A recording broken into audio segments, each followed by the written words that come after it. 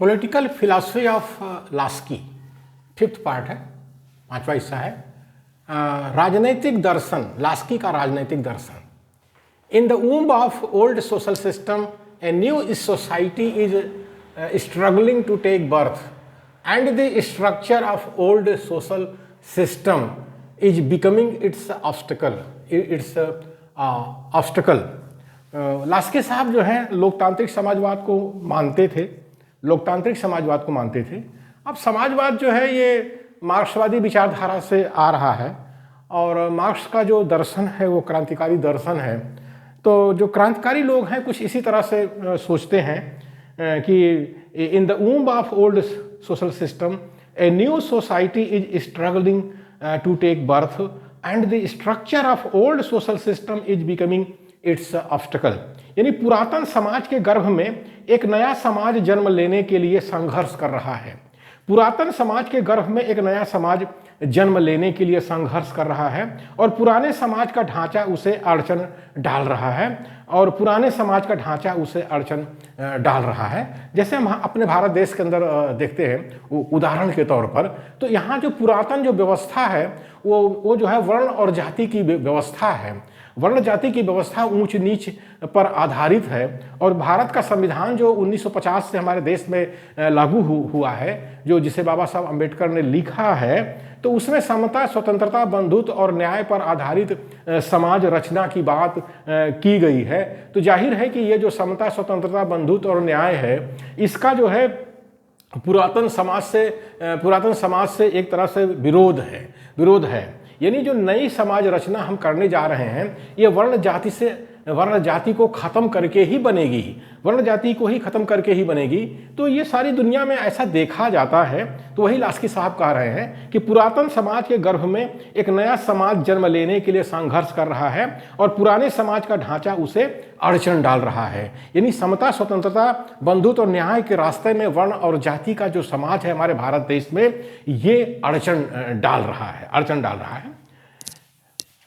It is natural that if old system becomes a hard obstacle for the rise of new era, then they should be broken by force। Laski साहब कह रहे हैं मेरे विचार से, Laski साहब कह रहे हैं मेरे विचार से यह बिल्कुल स्वाभाविक है कि यदि पुरानी व्यवस्थाएं नए युग के पदार्पण में तीव्र बाधाएं डालें तो उन्हें बलपूर्वक तोड़ने का प्रयास किया जाए। अब हम जैसे उदाहरण के तौर पर अपने भारत देश को ही लेते हैं, तो यहाँ पर जो है पुरानी जो वर्ण जाति की व्यवस्था है उसको बनाए रखने के लिए शैतान लोग क्या कर रहे हैं, नए नए कानून बना रहे हैं। संविधान में जो कानून है उन कानूनों को एक तरह से ख़त्म करने के लिए, कमज़ोर करने के लिए नए नए कानून बना ले रहे हैं। जैसे CAA, NRC है, NPR है, ये क्या है? वो इस देश के मूल निवासियों को विदेशी साबित कर देगा। इसी तरह से कृषि कानून है, किसान गुलाम हो जाएंगे। जो श्रम कानून है हमारे मजदूर गुलाम हो जाएंगे और जो नई शिक्षा नीति है लोग शिक्षा से जो है वंचित हो जाएंगे। तो इस तरह से पुरानी जो व्यवस्था है वो नई व्यवस्था में बाधा डाल रही है।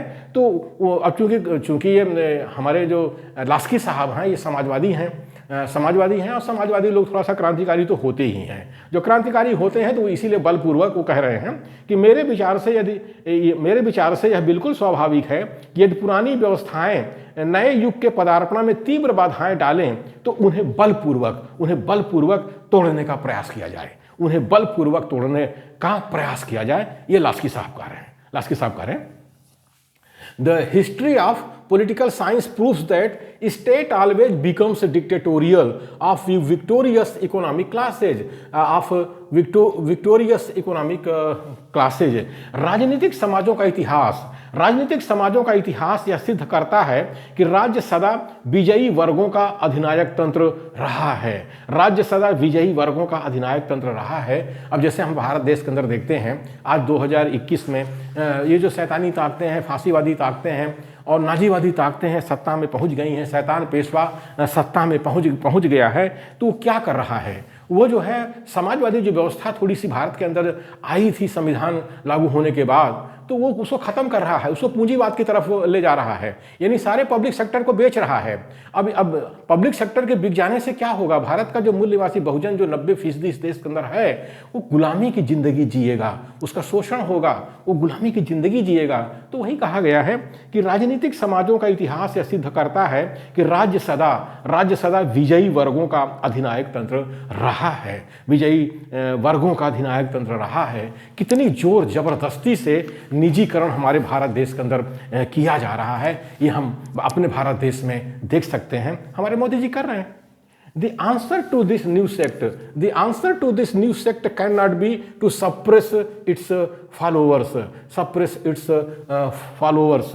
इस नए मजहब का जवाब, इस नए पंथ का जवाब या मजहब का जवाब इसके अनुयायियों का दमन करना नहीं हो सकता, इसके अनुयायियों का दमन करना नहीं हो सकता। जैसे आज हम भारत का मूल निवासी बहुजन संविधान की बात कर रहा है कि संविधान राज्य लागू होना चाहिए, संविधान के नियम लागू होना चाहिए, और जो संविधान ने प्रतिनिधित्व की व्यवस्था दी है 15/4 16/4 का, उसको लागू होना चाहिए। शासन प्रशासन में इस देश के SC ST OBC माइनॉरिटीज के लोगों को प्रतिनिधित्व मिलना चाहिए।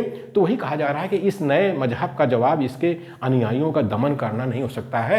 अब कहो कि सत्ता में जो फांसीवादी नाजीवादी ताकतें पहुंच गई हैं वह इन वर्गों का जो है दमन करें, SC ST OBC माइनॉरिटी का दमन करें, तो यह उचित नहीं है, यही लास्की साहब का कहना है।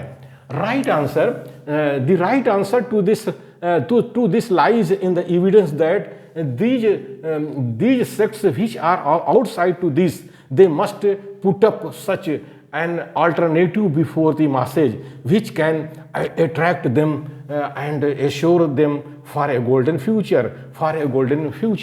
ये लास्की साहब कह रहे हैं इसका सही उत्तर इस प्रमाण में है कि जो इस संप्रदाय के बाहर हैं, जो इस पंथ के बाहर हैं, वे भी जनता के सम्मुख एक ऐसा विकल्प रखें जो उनके हृदय को आकर्षित करने में और उनके स्वर्णिम भविष्य के निर्माण में सहायक हो सके। जैसे हम भारत देश में देखते हैं, 2021 में देखते हैं, 21वीं सदी में देखते हैं, ये फांसीवादी नाजीवादी ताकतें सत्ता में पहुंच गई, शैतानी ताकतें सत्ता में पहुंच गई हैं, शैतान पेशवा सत्ता में पहुंच गया है। ये वर्ण जाति की व्यवस्था भारत में बनाए रखना चाहता है, लेकिन जो संविधान को मानने वाले लोग हैं, जो समता स्वतंत्रता बंधुत्व और न्याय की बात करते हैं, उनकी जिम्मेदारी है कि आम जनता के सामने वो ऐसे विकल्प रखें कि आम जनता उनके साथ शामिल हो सके, उनके साथ शामिल हो गए हैं। तो वही लास्की साहब कह रहे हैं इसका सही उत्तर इस प्रमाण में है कि जो इस संप्रदाय के बाहर हैं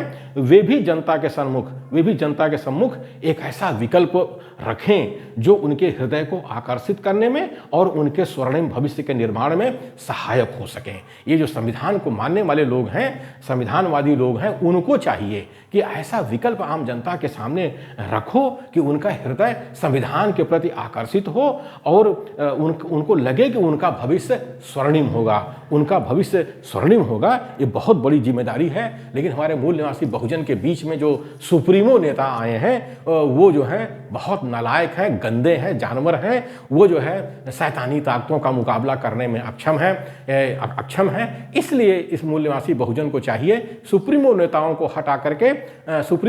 हटा करके लोकतांत्रिक नेतृत्व पैदा करें, लोकतांत्रिक पार्टी पैदा करें, तभी भारत का संविधान सही मायने में लागू हो सकेगा। इन सुप्रीमो के बस का नहीं है, इन सुप्रीमो नेताओं के बस का नहीं है।